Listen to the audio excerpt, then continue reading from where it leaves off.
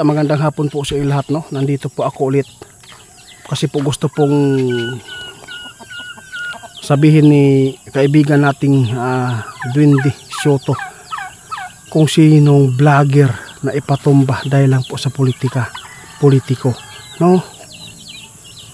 Buti na lang guys, sinabihan po tayo ni kaibigan, wala po tayong sali dito kasi po hindi naman tayo mayaman, hindi naman tayo kilalang tao, maliit lang po tayo, wala po tayong tinitira na malalaking tao, hindi naman tayo totally no naninira.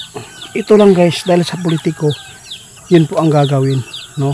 Gusto pong malaman ninyo guys, gusto pong sabihin ni kaibigan Duende Soto dito kung sino po yung ipatumba na tatong vlogger na tumitira, no? Bigyan ko kayo ng clue kung sasabihin po ni kaibigan na kung sino yan, para po ay makapaghanda at makaingat po sa kanyang sarili, kasi ang buhay ng tao sayang. Kaya nandito po ako guys, kung patuloy ba, kung totoo ba na yung nasagap po natin na balita o napanood ngayon. Kaibigan Soto, meron po akong tatanong sa iyo ulit tungkol po ito sa pagpunta ko sa iyo kahapon dito, na merong tatlong vlogger na ipatumba dahil lang po sa politiko. Kasi gusto po yung isa na anong tawag dito, gikuan bitaw guys, gihangyo siya na babayaran po siya ng buwan-buwan basta siraan mo yan. Oo, kasi hindi po daw tinanggap yung alok na yan, yung 500,000 na sweldo na bayad sa kanya para tirahin yung isa, para siraan, no? Kaya itatanong po natin guys para malaman po niyo kung sino yung mga vlogger na yan. Kaya kaibigan Soto, magandang hapon din nyo. Salamat. Oo, di ba nakita mo ba kaibigan kung sinong tao na tinutukoy na tatlong vlogger na ipatumba po daw dahil po ay hindi po daw tinanggap yung alok? Pwede ko bang malaman kung sino? Pwede po bang pangalanan natin dito? Sabi po niya guys, huwag mong pangalanan pero bigyan natin ng clue. Ano po ang channel po yan? Ang isa daw guys, ang channel po niya ay B. Yung pangalawa, M. Yung isa, patay na. Ito na guys. Yung pangatlo guys, di ko lang muna sasabihin ha. Oo, para hindi po kayo mapagod sa pag-iisip, no?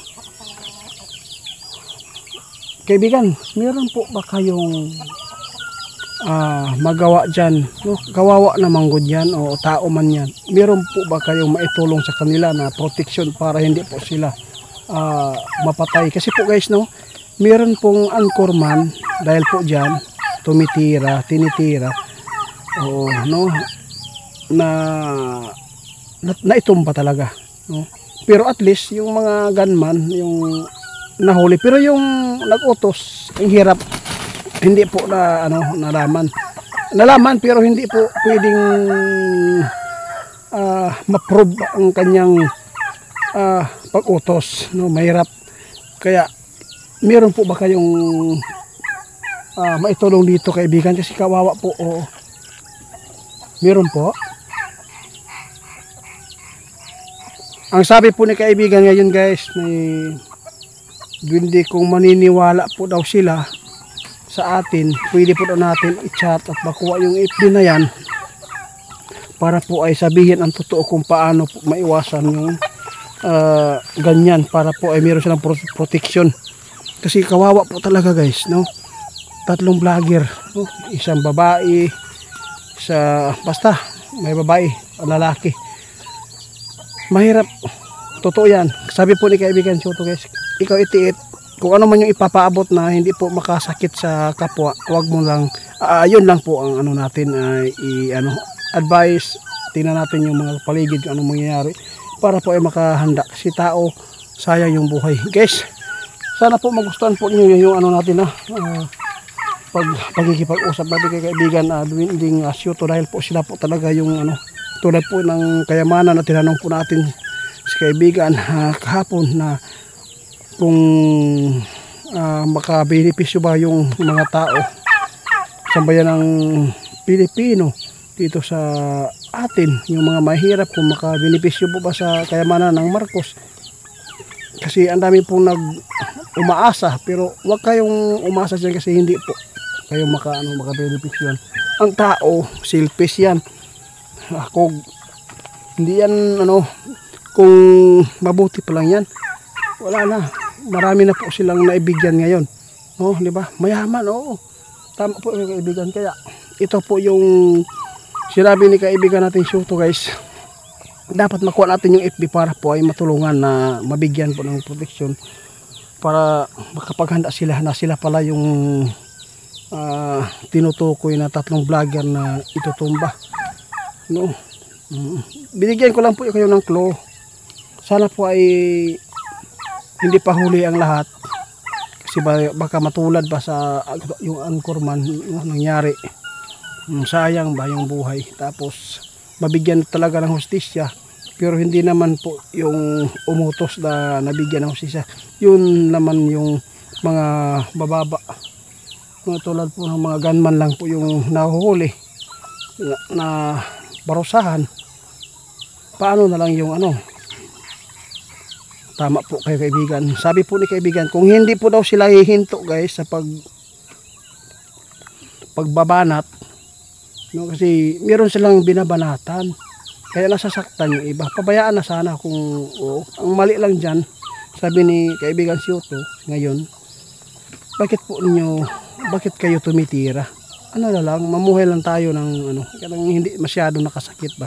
Kung mayroong mga personalan, hindi na lang po masyadong sakit yung pananalita.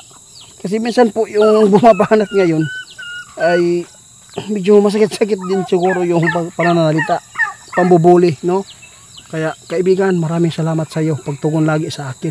Guys, hindi tayo magtatagal dito. Uuwi na po ako sa bahay. At least po nalaman po natin kung sino yung mga vlogger na yan na tinuturo ni kaibigan. Kaya meron pa tayong update dito guys, kung makuha natin yung Facebook nila para mapagsabihan, baka hindi po nila alam, o alam na ba kung alam na ba nila, baka sabihin nila joke lang yung sinabi ng nagpaabot ng ganyan na 3 vlogger na itumba. At least nalaman kung sino.